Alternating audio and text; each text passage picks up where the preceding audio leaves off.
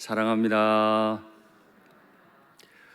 설교를 시작하기 앞서서 한 가지 질문을 드리려고 합니다. 사람들마다 결이라는 게 있습니다. 마음의 결, 일하는 결이라는 게 있는데 그 결은 다 다릅니다.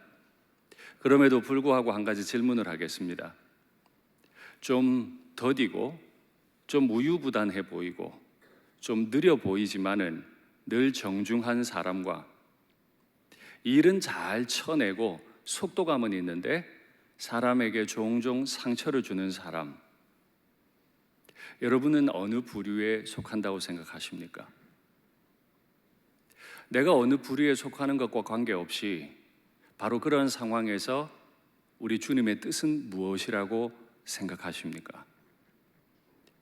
간혹 이런 문제를 맞닥뜨리면 이것이 마치 개인의 스타일인 것처럼 생각할 수 있습니다만은 저는 그렇게 생각하지 않습니다. 바로 그런 때에 하나님의 뜻을 구해야 하는 거죠.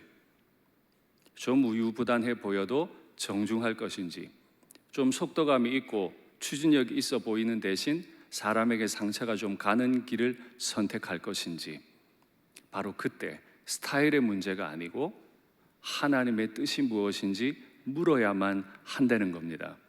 우리는 그 어떤 때에도 하나님의 뜻을 따르는 사람일 뿐이기 때문에 그렇습니다. 이런 일을 행하려 할 때 중요한 기준이 되는 말씀이 오늘 우리가 읽은 말씀입니다. 첫 번째로 성령을 소멸하지 말며 이야기했습니다. 성령은 하나님이시잖아요. 성령은 우리가 소멸할 수 있는 분이 아니잖아요. 그런데 데살로니가 교회는 모든 걸 잘했는데 한 가지 못한 게 있어요. 그게 바로 성령을 소멸한 겁니다. 성령은 성경에 보면 불로 비유가 많이 되어 있습니다. 다윗이 하나님 앞에 큰 죄를 지었지요. 그리고 다윗의 죄 때문에 하나님께서 이스라엘의 북단 단부터 이스라엘의 남단 브엘세바에까지 7만 명을 죽여버리십니다. 다윗이 자신의 죄를 감당할 수 없어서 아라우나의 타작마당에 엎드려 하나님 앞에 회개를 합니다. 이 백성들이 무슨 잘못을 했습니까? 제가 잘못했습니다 하나님 하고 엎드려 기도할 때 하나님께서 그 타작마당에 불로 응답하십니다. 그의 아들 솔로몬이 성전 낙성 예배를 드리고 있을 때 하나님께서 불을 내려 성전에 하나님의 영광을 보이셨습니다.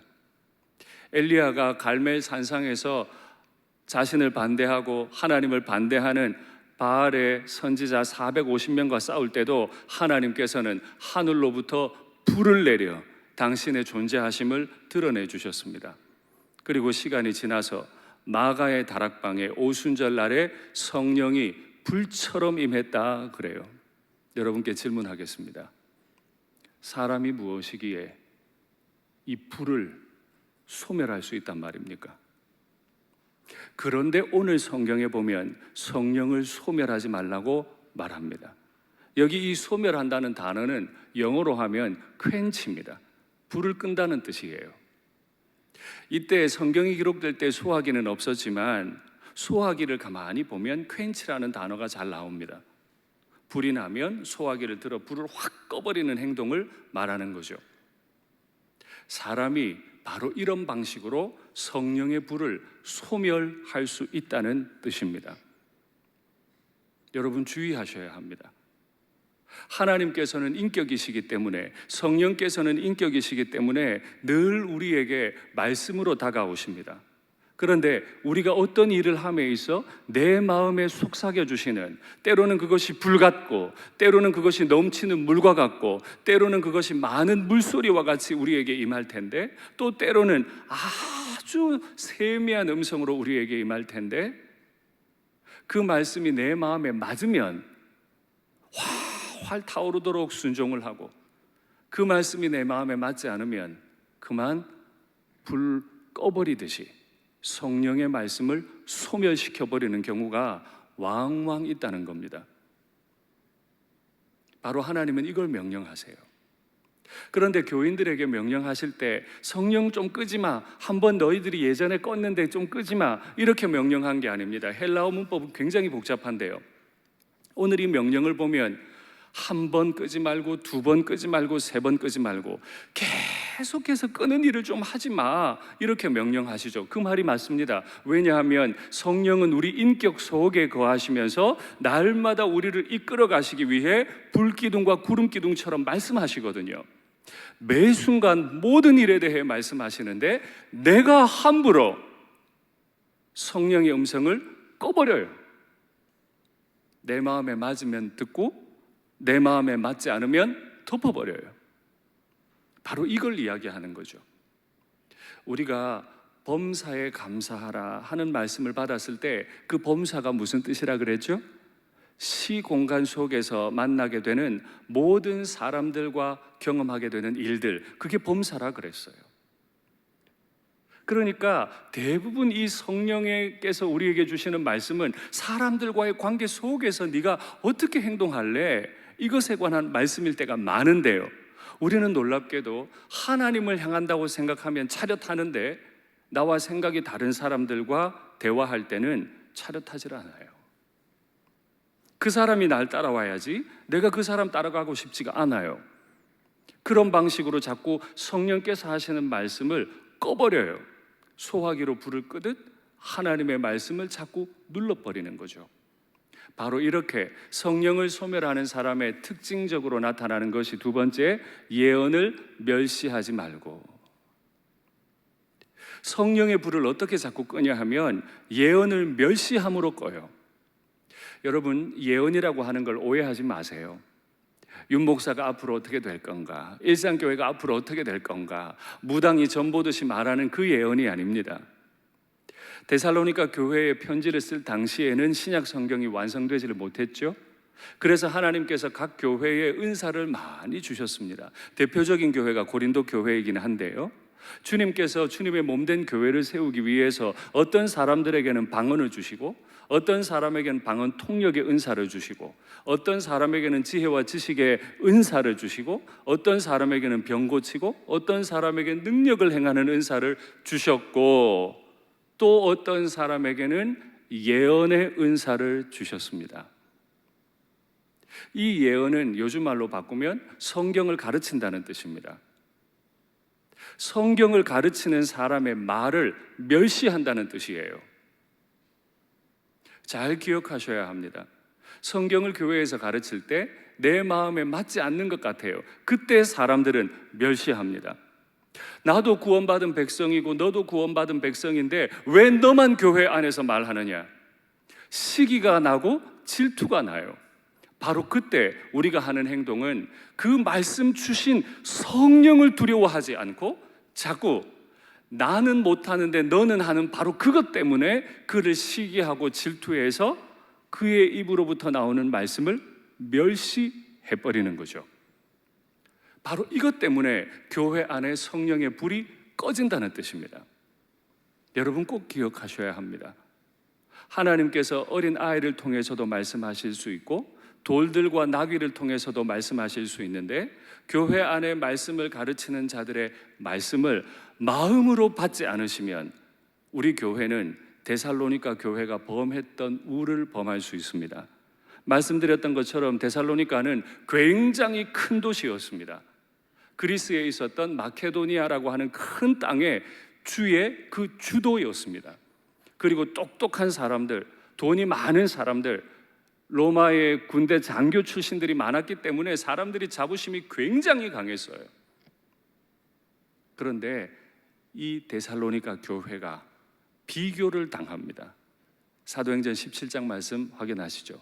베레아에 있는 사람들은 데살로니가에 있는 사람들보다 더 너그러워서 간절한 마음으로 말씀을 받고, 저 베레아라고 하는 도시는 데살로니가라는 도시 바로 옆에 붙어있는 아주 작은 도시입니다.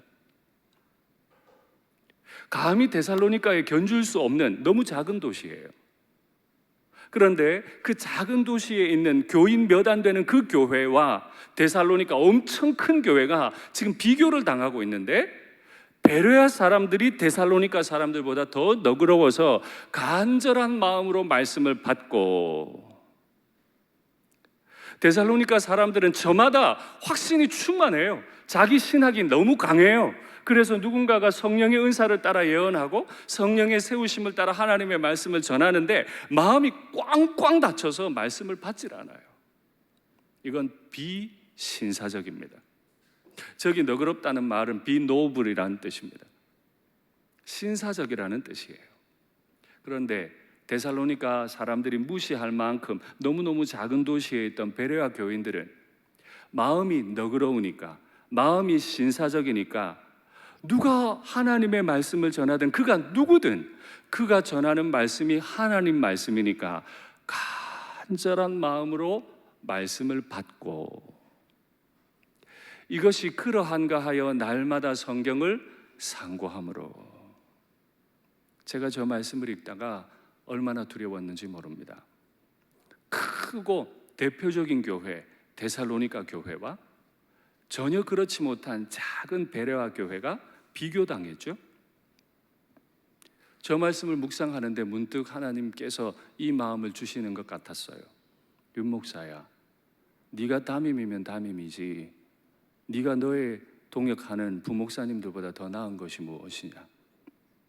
주의해라. 내가 너를 언젠가 너의 인격의 면에서, 설교의 면에서, 너의 전도하는 모습이나 너의 언행을 가지고 너를 너의 부교육자들과 비교할 수도 있다. 여러분, 무서운 말 아닙니까? 교회 안의 장로님, 권사님, 집사님들이 주일학교와 청년들과 비교당할 수 있어요. 중직자들이 새신자들과 비교당할 수 있어요. 그건 우리가 하는 게 아니고 하나님께서 직접 비교하실 수 있다는 겁니다. 저 말씀이 너무 두려운 거예요. 목회를 오래 하다 보니 권위가 생겼고, 담임이라는 권위가 생겼고, 설교를 좀 더 해봤기 때문에 지금 내가 우리 목사님들보다 조금 더 부드럽게 할 수 있는지는 몰라도 그 속이 네가 진짜 신사적이냐, 네가 진짜 사모하는 마음으로 간절하게 하나님 말씀을 받는 사람이냐에 대해서는 내가 너와 너의 부교육자를 비교하겠다. 여러분 자신 있으세요? 이게 얼마나 두려운 말씀이에요. 그 두려운 말씀을 받고 나서 우리가 할 수 있는 행동은 날마다 상고하는 겁니다. 하나님께로 가까이 가서 그 말씀 앞에 나를 오롯이 세우는 거죠. 이게 바로 태도라는 겁니다. 내가 담임 목사인데 그런 거가 아니라는 거죠. 하나님 앞에서 바른 태도는 그가 직분이 무엇이든, 그의 신앙의 경륜이 얼마이든, 그가 몇 대째 신앙이든 그런 것과 전혀 관계없이 지금 이 순간 그것이 그러한가 하여 간절하고 너그러운 마음으로 신사적인 태도로 그 말씀을 받아야 주께서 기뻐하신다는 거죠. 여러분, 미국의 오프라 윈프리라고 하는 유명한 분을 아실 겁니다. 이분이 자기 대를 이어서 미국을 이끌어갈 리더, 여성 리더로 한 명을 지목을 했는데 마리 폴레오라고 하는 분입니다. 그분이 쓴 믿음의 마법이라는 글을 한번 보시죠. 태도는 현실보다 중요하다. 지금 우리의 앞에 펼쳐지는 현실은 무시무시합니다. 때로는 나와 마음이 맞지 않는 사람들이 득실거립니다. 그들을 내가 설득해야 할지도 모릅니다. 그런 현실이 팩트예요. 그러나 그때도 그 어떤 현실보다 더 중요한 건 나의 태도라는 거예요. 과거는 바꿀 수 없다. 그렇죠? 이미 지나간 과거를 어떻게 바꾸겠어요? 그것처럼 남들의 행동도 못 바꾼다는 거예요. 필연적으로 일어날 수밖에 없는 일이 일어나는데 내가 그걸 어떻게 바꾸냐는 거죠. 내가 바꿀 수 있는 건 아무것도 없고 오직 내가 바꿀 수 있는 건 태도, 내 태도만 바꿀 뿐이라는 거예요. 하나님의 말씀이 임할 때 성령을 불로 끄듯이 예언을 멸시하지 마시고 내 태도를 바꾸어서 너그러운 마음으로 신사적으로 간절하게 그 말씀을 받는 태도가 우리에게 필요하다는 거죠. 한국어 번역은 믿음의 마법인데 원래 영어 제목을 보시죠. Everything is figure outable. 사전에서 찾으시면 figure outable이라는 단어는 찾을 수 없습니다. 저건 마리 폴레오가 지어낸 단어입니다. 영어를 하시는 분들은 아실 텐데 figure out 뜻은 이해하다는 뜻이죠. 저걸 다 붙이고 뒤에 형용사 어미를 붙여서 figure out으로 이해할 수 있는 이렇게 만들어 둔 거예요. 모든 건 이해된다는 거죠. 어떨 때요? 내가 태도를 바꿀 때. 왜 남편이 지금 나한테 저 말 하는지 내가 태도를 바꾸면 이해가 돼요. 아내가 왜 내게 그런 말을 하는지 내가 태도를 바꾸면 다 이해가 돼요. 왜 목회자가 이런 말을 하는지 내 태도를 바꾸면 이해가 돼요. 왜 성도들이 내게 이런 말을 하는지 내가 태도를 바꾸면 그 말이 다 이해가 돼요. 내가 태도를 바꾸면 하나님의 말씀이 우리가 지금 찬양한 대로 달고 오묘한 그 말씀, 생명의 말씀, 나를 살리는 말씀이 되는 줄 믿습니다. 오늘 말씀 받으면서 기도하면서 우리의 태도를 꼭 한번, 내가 정말 베레아 성도들과 같은가? 정말 너그럽고 신사적인가? 내가 그 말씀을 받으려고 간절한 마음으로, 겸손한 마음으로 준비되어 있는가? 한번 꼭 살피시면 좋겠습니다. 그런 사람들이 하는 행동이 모든 것을 잊었네요. 제가 범사에 헤아려 좋은 것을 취하고, 범사에 헤아려, 범사가 뭐라 그랬죠? 나의 시간과 공간 속에서 사람들과 만나는 모든 일들, 그 범사에 헤아려 좋은 것을 취하고. 인간관계에 관한 설명입니다. 사람들 속에 있을 때 내가 어떻게 할 거냐, 헤아리라는 거죠. 여기 이 헤아리다는 말은 참 재미있는 말입니다. 여러분, 보석이나 금속을 이게 진짜인지 아닌지 확인할 때 시금석이라고 하는 도구를 확인하잖아요. 시금석에 올려놓다라는 뜻입니다. 뭐를요? 나무를 올릴까요? 아니지요. 이것이 좋은 것인지 아닌 것인지 이제 내가 시금을 해야 되는데, 이 시금을 하려면 내 기준이 정확해야 되잖아요. 시금을 하는 사람들이 먼저 해야 할 것은 나를 그 시금석 위에 올려두는 것입니다. 나는 안 올려두고 남만 자꾸 올려두는 거예요. 나는 안 올려두고 내 아내만, 나는 안 올려두고 내 남편만, 내 자식만, 내 시어른만, 내 처가 부모님만, 내 목사님만, 내 성도들만 자꾸 시금석 위에 올려놓고 맞네 틀렸네 하는 건 아니라는 거예요. 여러분, 어떻게 확신해요? 내가 가장 옳은 기준이라는 걸 어떻게 확신할 수 있어요? 그러니 범사에 헤아려 좋은 것을 취하려 하면 반드시 내가 시금석 위에 나부터 올려두어야 한다는 뜻입니다. 내가 어떤 말을 해야 해요? 내가 어떤 행동을 해야 해요? 그때 시금석이 뭐죠? 이 말, 내가 지금 하고 싶은 이 말이 어디서부터 왔는가? 내 경험, 내 결정이 이것이 어디서부터 온 것인가? 이거부터 확인해야 된다는 거죠. 과연 나는 이렇게 생각하는데 우리 주님도 그렇게 생각하시는가? 이걸 물어봐야 되는 거예요. 이걸 물어본 후에 예스 되면, 이건 확실히 성경적이다 되면 아주 정중하게 헤아려야 되는 거죠.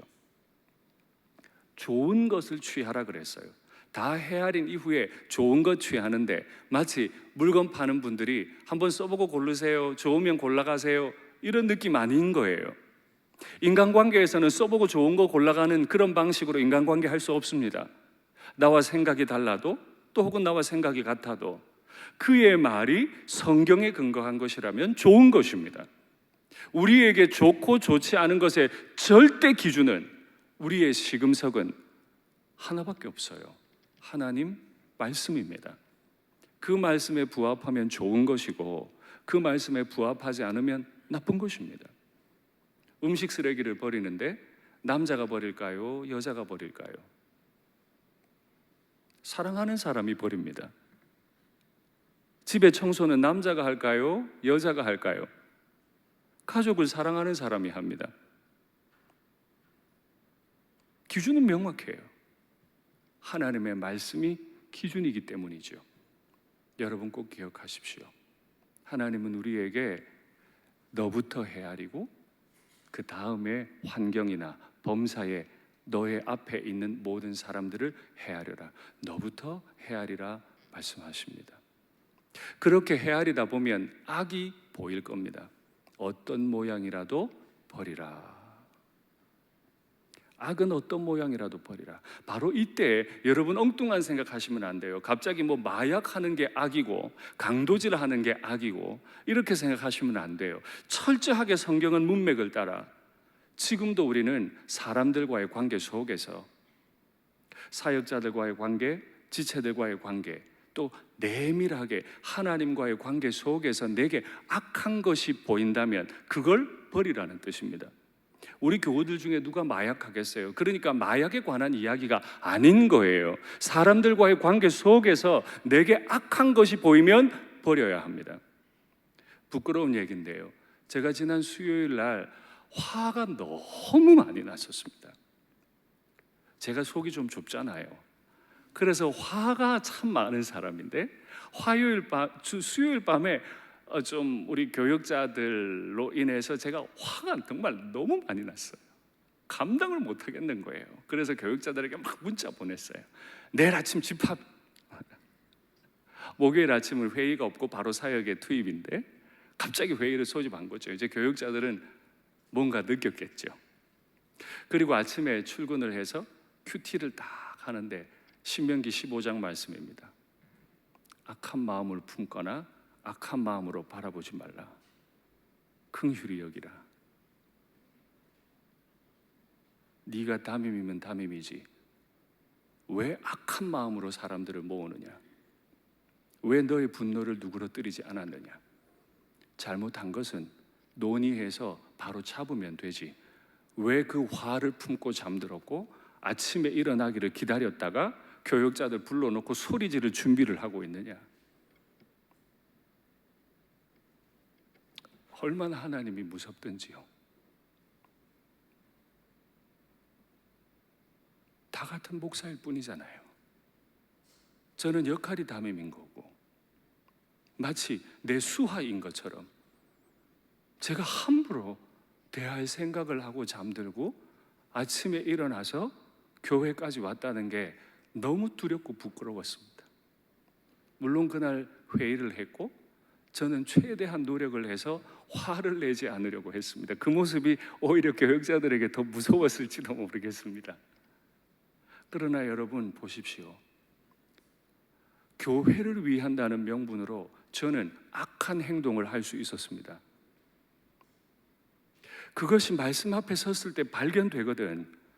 멸시하지 말라는 거예요. 너에게 주신 그 말씀을 제가 담임이잖아요. 제가 바꾸지 않으면 누가 바꿉니까? 이렇게 행동할 수 없다는 거죠.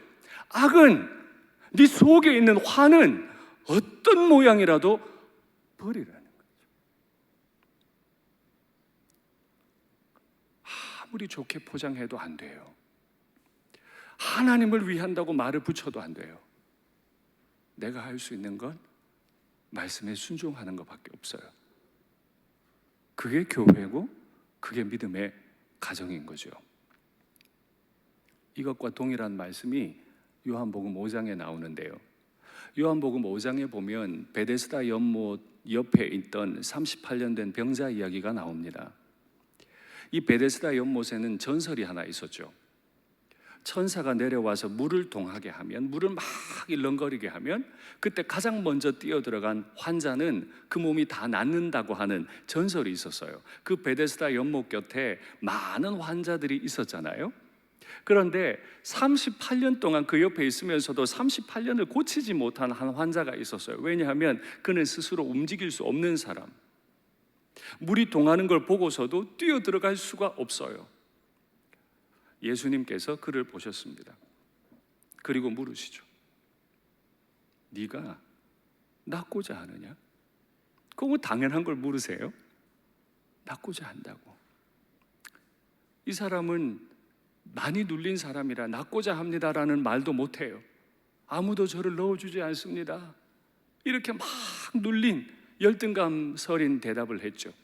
그때 주님께서 그를 만져주시고 그가 고침을 받고 일어섭니다. 그래서 주님은 그 저주스러운 침상을 들고 38년을 뭉개고 있었던 그 침상을 들고 걸어가라라고 말씀하셨는데 그날이 하필이 안식일이었어요.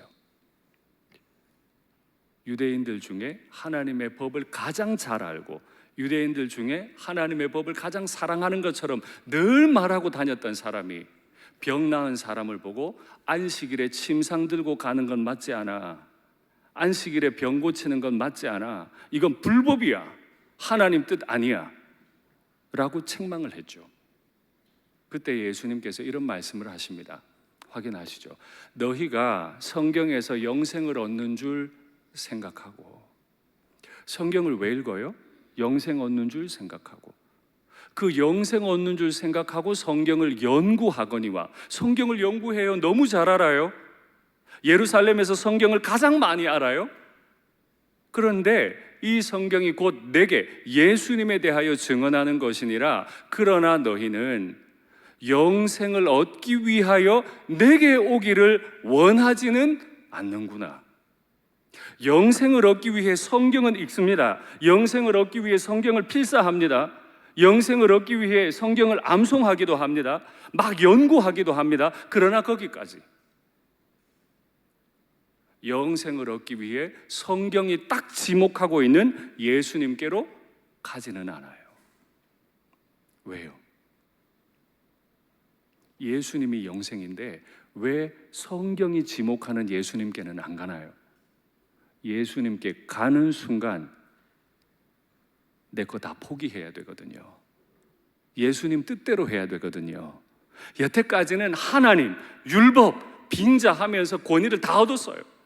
내가 가장 잘 알아. 늘 사람들을 아래 뒀어요. 그런데 이제 실체가 다 드러나요. 예수님께 가는 순간 내 거짓이 다 드러나요. 갈 수 없어요. 그래서 안 갔어요. 예수님께서 그 마음을 다 아시고 말씀을 이어가십니다. 확인하시죠. 다만 하나님을 사랑하는 것이 너희 속에 없음을 알았노라. 지금 그들의 입에서는 안식일에 병 고치는 게 맞지 않다, 철저하게 율법을 가지고 말해요. 세상에서 성경 가장 많이 아는 사람 같이 말해요. 그런데 주님 눈에 그들은 하나님을 사랑함이 마음에 없어요. 기억하십시오. 하나님을 사랑하지 않고도 얼마든 하나님 얘기할 수 있습니다. 하나님을 사랑하지 않고도 얼마든 목회할 수 있고요. 하나님을 사랑하지 않고도 얼마든 선교할 수 있습니다. 예수님께서 분별하실 겁니다. 하나님을 사랑하는 것이 너희 마음에 없다. 그러면 하나님을 사랑하는 건 무엇입니까? 성경에서 우리가 읽을 수 있는 건 무엇입니까? 우리가 성령을 소멸하지 않고 예언을 멸시하지 않고 모든 선한 건 취하고 악은 버려야 되는데 그것의 절대 기준은 무엇입니까? 우리 주님께서 잡히시던 날 밤에 제자들에게 만찬을 베푸시며 하신 새로운 계명을 주셨잖아요. 그 계명을 확인하시죠. 새 계명을 너희에게 주노니. 앞에 많은 계명들이 있었어요. 모세로부터 받은 수많은 계명들이 있었는데 나는 오늘 새로운 계명을 너희에게 준다. 이 모든 계명을 엎을 수 있는, 이 모든 계명을 해석할 수 있는 새 계명을 너희에게 주는데 서로 사랑해라. 내가 너희를 사랑한 것 같이 내가 너희처럼 못난 자들을 위해 십자가를 지고 내가 오늘 밤에 붙잡혀가 내일 죽는 것 같이 너희도 서로 사랑하라. 너희가 서로 사랑하면 이로써 모든 사람이 너희가 내 제자인 줄 알리라. 아멘. 교인이 교인의 표를 낼 때 유일한 표는 성경을 줄줄이 외는 게 아닙니다. 우리 가문에 누가 계시다고 자랑하는 게 아닙니다. 내가 40일 금식을 몇 번을 했다 자랑하는 게 아닙니다. 내가 성경을 몇 독했다 자랑하는 게 아닙니다. 교인의 유일한 표는 사랑이죠. 그래야 사람들이 우리를 보고 이야, 일상교회는 예수님 제자들이 많아. 아내가 남편을 보고 내 남편은 확실히 주님 제자입니다. 남편이 아내를 보고 내 아내는 확실히 주님의 제자입니다. 표가 뭐라고요? 사랑이 많은 거죠. 그 자리에서 예수님이 주시는 떡을 먹고 잔을 받았던 제자 요한이 자신의 제자에게 쓴 편지를 확인하시죠. 요한 1서 올려주세요. 누구든지 하나님을 사랑하노라 하고 그 형제를 미워하면 이는 거짓말하는 자니. 입으로는 세상에서 제일 주님 사랑한다고 말해요. 그런데 마음에 탁 깔라놓고 쟤는 내 편 아니야, 얘는 내 편이야, 나는 쟤는 절대 사랑할 수 없어, 얘만 사랑해. 그건 뭐다? 거짓말이다.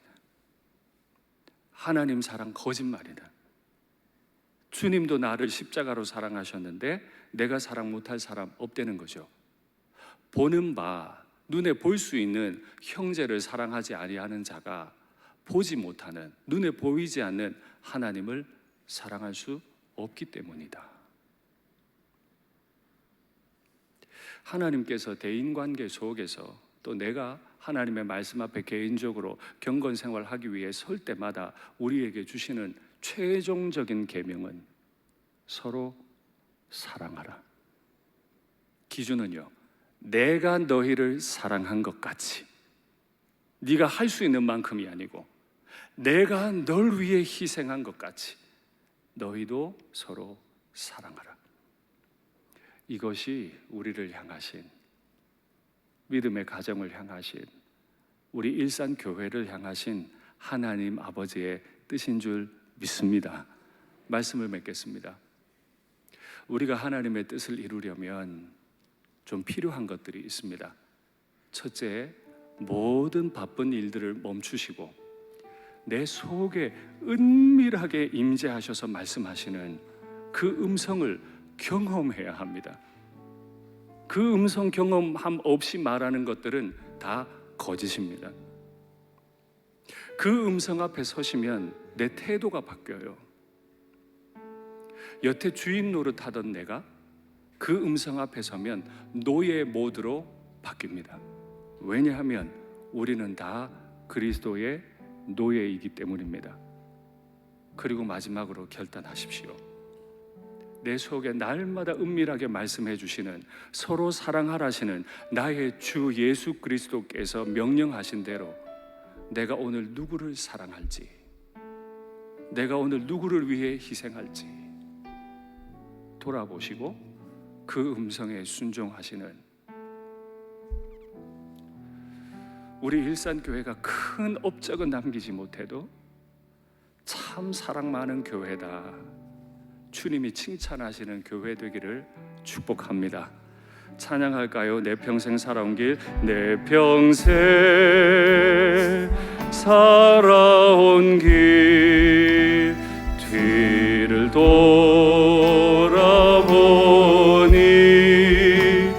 걸음마다 자음마다 다 죄뿐입니다.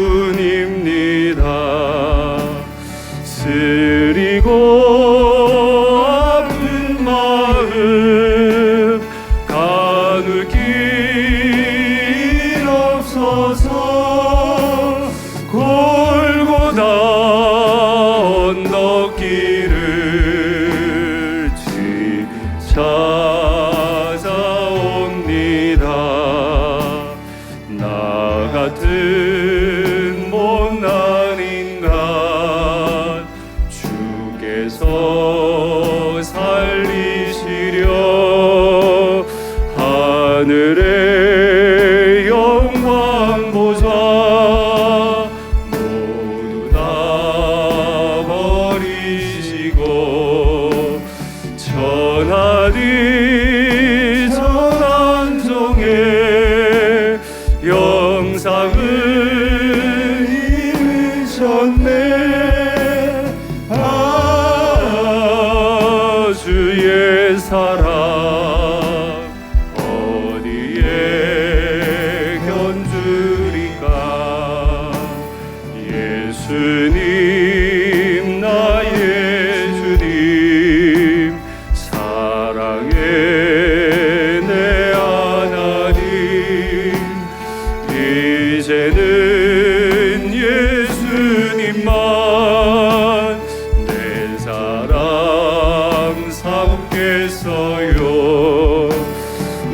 나의 남은 인생길 주와 걸어가면서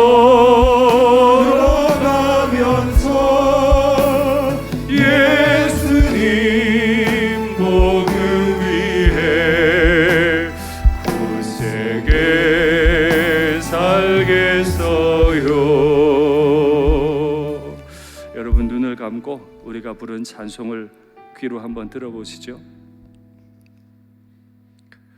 지금 이 시간 우리 개인에게 말씀하시는 성령의 감동에 귀를 기울여 보십시오.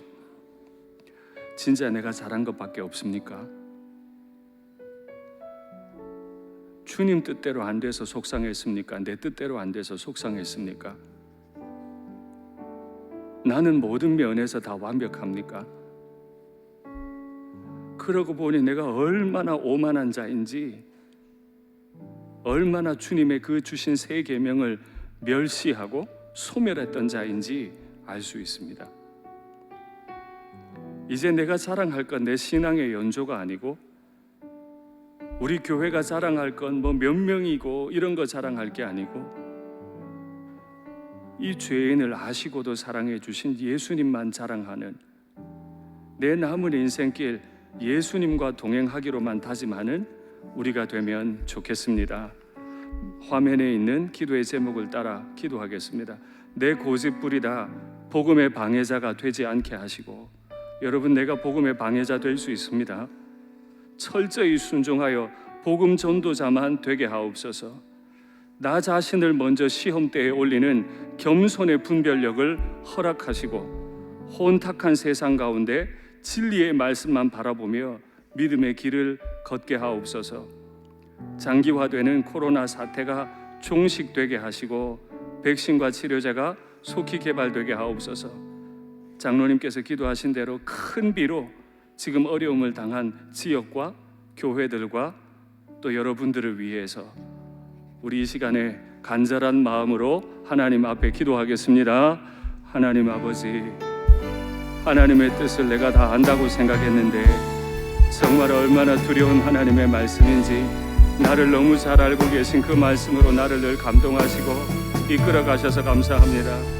내가 나의 과거를 지워버릴 수 없고, 내가 사람들을 바꿀 수 없고, 필연적으로 일어날 수밖에 없는 그 일을 내가 어찌할 수 없고, 오직 나는 말씀 앞에서 내 태도를 바꿀 수밖에 없다면 하나님 오늘 나를 도와주시옵소서. 내 마음에 부드러운 마음을 주시고 겸손한 마음을 주시고 주님 앞에 순종하며 나 자신을 시금석 위에 올려놓는 자가 되게 하옵소서. 분별력을 가지되 겸손한 분별력 가지기 원합니다. 하나님 내가 함부로 말하거나 함부로 행동하지 않게 하시고, 하나님 사람들 앞에, 하나님 앞에 늘 신사적이고 늘 너그럽고 정중할 수 있도록 아버지 우리를 도와주옵소서. 내 입술이 열린 무덤과 같이 얼마나 많은 폭언을 내뱉었는지, 내가 마치 기준인 것처럼, 내가 가지고 있는 것이 다 옳은 것처럼 얼마나 나쁜 말들과 행동들을 했는지 주님 아십니다. 불쌍히 여겨주시옵소서. 주님, 코로나가 너무 길어져서 고통이 많습니다. 경제적으로 어렵고 예배가 자유롭지 못합니다. 주여 불쌍히 여겨주시옵소서. 주님, 속히 치료제가 백신이 개발될 수 있도록 도와주시고, 큰 비 때문에 고통당하시는 분들 불쌍히 여기시고 회복되도록 주여 도와주시옵소서. 도와주시옵소서. 하나님 아버지, 입에서는 줄줄 하나님을 말하지만 하나님의 말씀을 줄줄 외워대지만 한 구절의 말씀 순종하기가 너무 어려워 숨 막힐 때도 많습니다. 이 가련하고 빈핍한 자를 불쌍히 여기시고 말씀에 순종할 수 있는 힘을 주시옵소서. 사역자들과 지체들과 하나님 앞에서 내가 노예로만 살기 원하는데 자꾸 내가 주인인 것처럼 말하고 싶고 행동하고 싶을 때가 많습니다. 아버지, 저를 다스려 주시옵소서. 가정에서도 일터에서도 그리스도의 노예로만 사랑하며 살아가는 저희가 되도록 아버지여 저희를 도와 주시옵소서. 일산교회가 사랑이 많은 교회로 주님 앞에 인정받기 원합니다. 주 예수님의 이름으로 기도하옵나이다. 아멘.